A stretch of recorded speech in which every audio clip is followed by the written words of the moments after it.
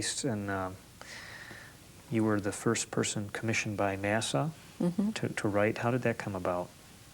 A letter. You just got a letter? I wrote a letter to NASA in the early 80s. I was just fascinated with whether NASA had ever thought about the future of the arts in space. I was very interested in what zero gravity might mean to the future of artistic performance. You know, if there wasn't gravity, how might music and dance and sculpture and theater, how all these things might be different. So I wondered whether NASA might have ever thought about it too. I wrote him a letter, and 6 months later I got an envelope back from a gentleman named Robert Schulman, who was head of the NASA art program. I didn't even know that this existed.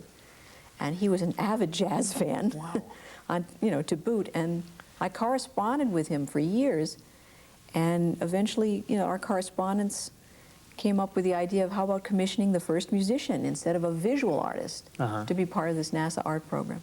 Basically, they would invite you down with special access to go see a launch, a landing, and to tour the various NASA facilities, to see things people never get to see. Yeah, wow. It was an extraordinary experience.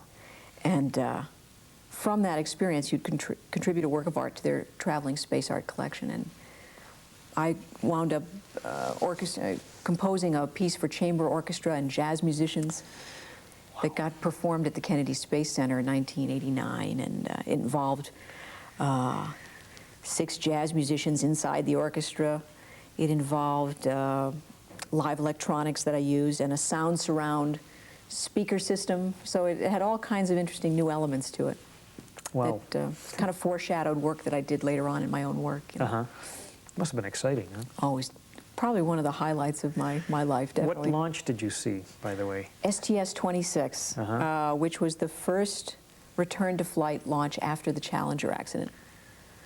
It was an exciting time, yeah. Wow.